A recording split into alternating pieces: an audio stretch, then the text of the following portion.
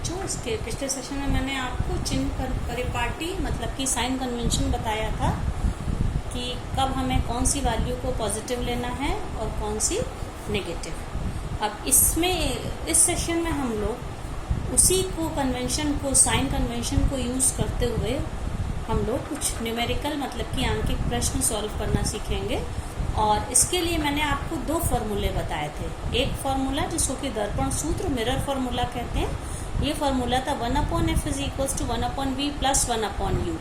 यहाँ पे f क्या है, ये है दर्पण यानी मिरर की फोकस दूरी है, v है वस्तु मिरर से कितनी दूरी पर प्रतिबिंब बना, ये वो डिस्टेंस दूरी, और u क्या है दर्पण से यानी मिरर से वस्तु कितनी दूरी पर रखी है वो u है। ये आपको तीनों याद रखना।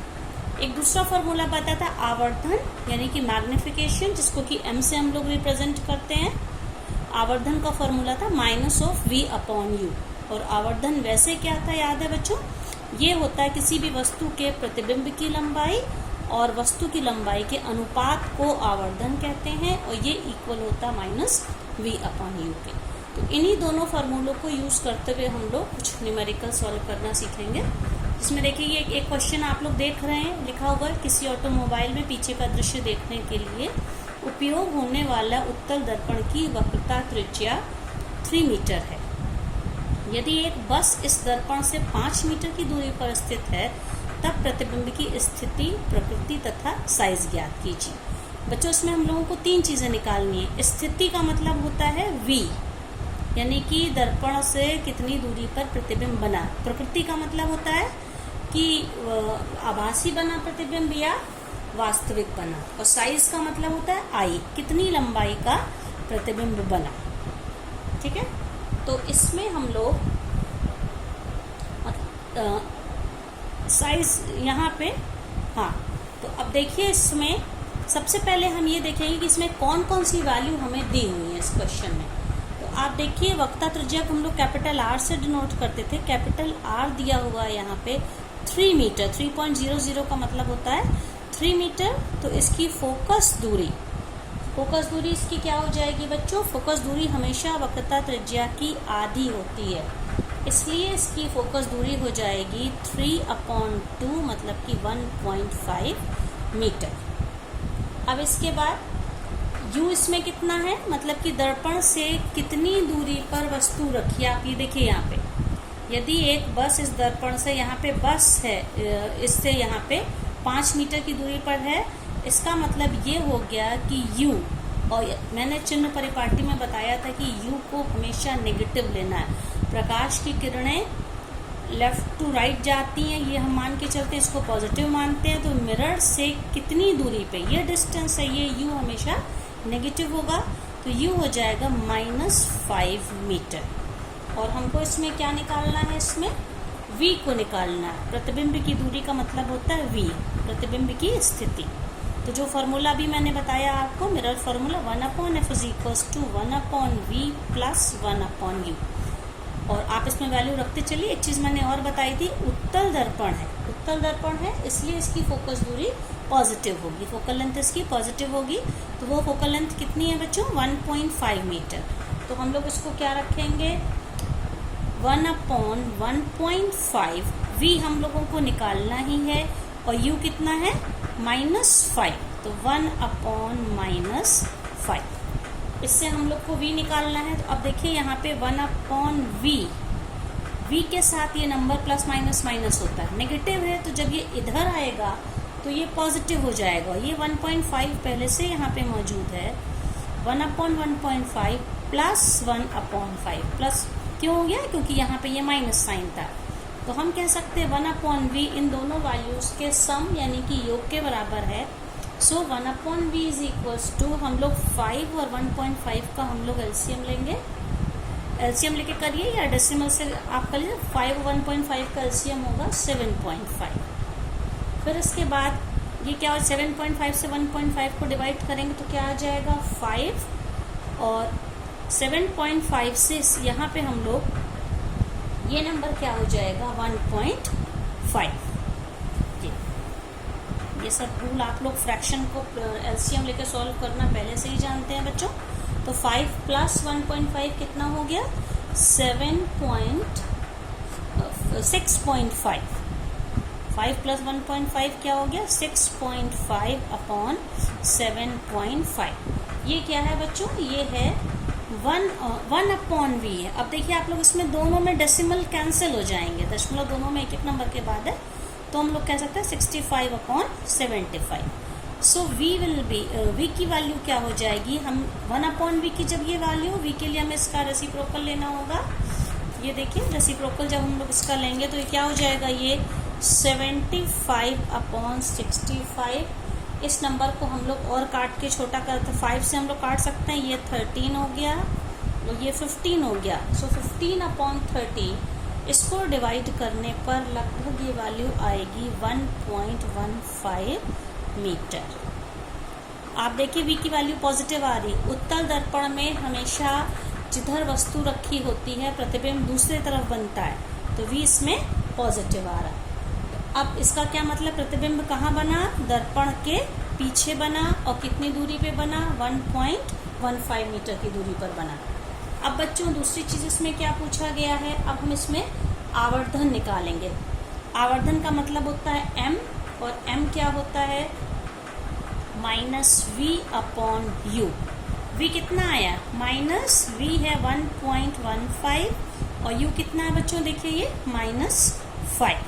तो माइनस माइनस ये दोनों कैंसिल हो जाएगा और इसको सॉल्व करेंगे तो ये अप्रोक्सीमेटली ये वैल्यू आएगी प्लस 0.23। 0.23। अब देखिए आवर्धन m पॉजिटिव आ रहा है। जब भी m पॉजिटिव आएगा इसका मतलब प्रतिबिंब आभासी बना, और अगर ये m की वैल्यू नेगेटिव आती तो प्रतिबिंब वास्तविक होता। तो ये दो चीजें हो गई बच्चों। अब इसके बाद तीसरी चीज हम लोगों को क्या निकालनी थी? साइज। साइज यहाँ बच्चों इस क्वेश्चन में वस्तु की लंबाई नहीं दी है। जब हमको लंबाई अगर दी होती तभी हम प्रतिबिंब की लंबाई निकाल पाते इस फॉर्मूले से I अपॉन O। तो हम दो चीजें यहाँ निकाल पाएंगे, प्रतिबिंब की स्थिति यानी दर्पण के पीछे दूसरी ओर 1.15 मीटर की दूरी पर बना, और कैसा बना? क्योंकि आवर्धन यहाँ पे पॉजिटिव है तो वस्तु से 0.23 गुना ये वैल्यू 1 से छोटी, इसका मतलब प्रतिबिंब अगर ये नंबर 1 से बड़ा होता तब तो प्रतिबिंब वस्तु से बड़ा होता, लेकिन 0.23 है तो यानी आकार में वस्तु से छोटा बनेगा प्रतिबिंब। हाँ बच्चों देखिए दूसरा क्वेश्चन है ये। एक उत्तल दर्पण से 40 सेंटीमीटर दूर रखी वस्तु का प्रतिबिंब वस्तु की लंबाई का 1/3 होता है, तो दर्पण की फोकस दूरी ज्ञात कीजिए। अब इसमें देखिए बच्चों फिर से उत्तल दर्पण है, तो वस्तु कहाँ पे रखी है? देखिए उत्तल दर्पण से 40 सेंटीमीटर और वस्तु की दर्पण से दूरी को हम लोग u से डिनोट करते हैं, स्मॉल u हमेशा नेगेटिव लिया जाता है, मतलब कि u कितना हो गया? -40 सेंटीमीटर। अब ना इसमें फोकस दूरी निकालनी है, मतलब कि हम लोगों को इसमें v भी नहीं पता है कहाँ प्रतिबिंब बन रहा है, ये भी नहीं पता है, और हम लोग को f इस क्वेश्चन में निकालना है। लेकिन एक चीज और दी, प्रतिबिंब वस्तु की लंबाई का 1/3 होता है, मतलब यहाँ पे आवर्धन जो है m है 1/3। आवर्धन का मतलब होता है ये प्रतिबिंब की लंबाई और वस्तु की लंबाई का रेशियो होता है। ये वैल्यू 1/3 दी है, और हम ये पहले से जानते हैं कि उत्तल दर्पण द्वारा जो प्रतिबिंब बनता है वो हमेशा आभासी प्रतिबिंब बनता है, इसलिए m की वैल्यू 1/3। अगर वास्तविक प्रतिबिंब होता तो हम क्या लेते? -1/3। अब हमारा आवर्धन का जो फॉर्मूला है बच्चों m = -v/u, ये हमारा ओरिजिनल फॉर्मूला है आवर्धन के लिए। m की वैल्यू कितनी है? 1/3 - -v/u। ये हो गया। हम इसको क्या लिख सकते हैं? इसको जब हम क्रॉस मल्टीप्लाई करेंगे अब इसमें तो क्या हो जाएगा हमारा? 3v -3v = u।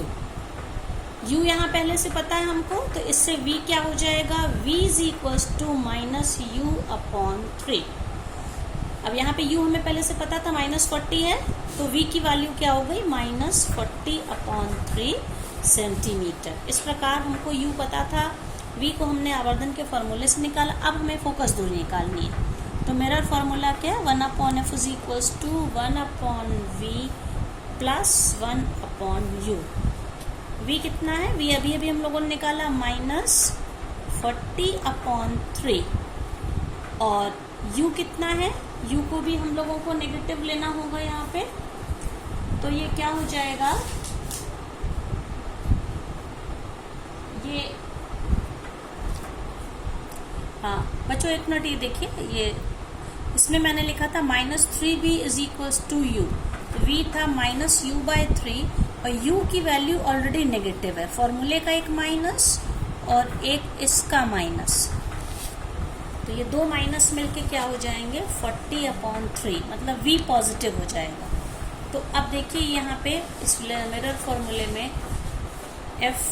1/f is equals to 1/v positive है और u क्या है, नेगेटिव है। u कितना, -1/40।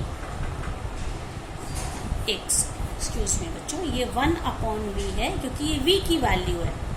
जब v है +40/3 तो 1/v क्या हो जाएगा 3/40। 3/40 क्योंकि 1/v हमें रखना है, v नहीं रखना है, ठीक है। तो ये हो गया, और 1/u कितना हो जाएगा, u हमेशा नेगेटिव होता है, -1/40।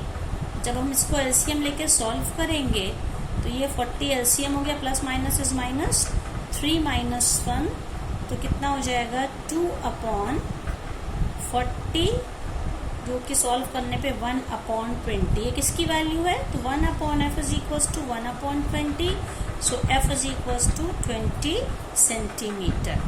तो दर्पण की फोकस दूरी कितनी हो गई, 20 सेंटीमीटर। हाँ बच्चों, अब देखिए ये है क्वेश्चन, एक और क्वेश्चन मैं ले रही हूँ। ये अवतल दर्पण का क्वेश्चन है, कॉनकेव मिरर। अब देखिए इसमें कोई अवतल दर्पण आमने सामने 10 सेंटीमीटर दूरी पर रखे किसी बिंब का, मतलब होता है वस्तु का 3 गुना आवर्धित, मतलब मैग्नीफाइड बड़ा वास्तविक प्रतिबिंब बनाता है, तो प्रतिबिंब दर्पण से कितनी दूर है। अब आप देखिए यहाँ पे क्या, इसमें क्या बोला गया, वस्तु कितनी दूरी पर रखी हुई है। जो वस्तु की दर्पण से दूरी को हम लोग u से दिखाते हैं, अवतल दर्पण है, तो u क्या हो गया -10 सेंटीमीटर। इसमें हम लोग को v नहीं पता है, ना तो v पता है और ना ही फोकस दूरी पता है, लेकिन अवतल दर्पण है, हमें ये पता है। और अब एक चीज इसमें बता रहे हैं, वास्तविक प्रतिबिंब बनता है और 3 गुना बड़ा बनता है। तो m की वैल्यू -3, आवर्धन कितना है, यानी जितनी बड़ी वस्तु रहेगी उसका 3 गुना वास्तविक प्रतिबिंब बना। हमको m पता है, u पता है, अब हमें v और f चाहिए। तो आवर्धन का फॉर्मूला हमको पता है, m is equals to -v/u। m की वैल्यू कितनी है, -3 इज इक्वल्स टू -v, और u कितना है -10। तो अब आप इसमें देख सकते हैं कि माइनस माइनस मिलके कैंसिल हो गया, तो क्या हो जाएगा -3 इज इक्वल्स टू v/10। इसका मतलब v इज इक्वल्स टू, ये 10 इधर मल्टीप्लिकेशन में आ जाएगा, तो v is equals to 10 into -3, 10 into -3 कितना हो गया -30 सेंटीमीटर। हमको u पता है, v पता चल गया, और इसमें क्या पूछा था, प्रतिबिंब दर्पण से कितनी दूरी पर है। फोकस दूरी की यहाँ जरूरत नहीं थी, सिर्फ पूछा था हमको दर्पण की प्रतिबिंब से दूरी पूछी, तो वो दूरी कितनी आ गई। अब देखिए आप -30 आई, मतलब जिधर वस्तु रखी प्रतिबिंब उधर ही बन रहा है, इसलिए ये प्रतिबिंब वास्तविक है।